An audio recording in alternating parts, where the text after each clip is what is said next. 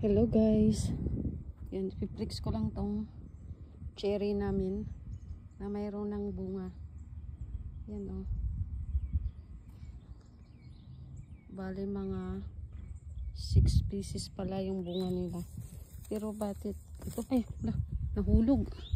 Yan o, kinain na ng langgam. Ayan, yung langgam. So wala pa to 30 minutes na hulog. Yeah, kainin natin guys.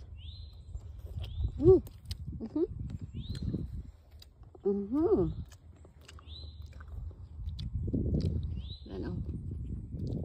Masarap. Para pala siyang maasim.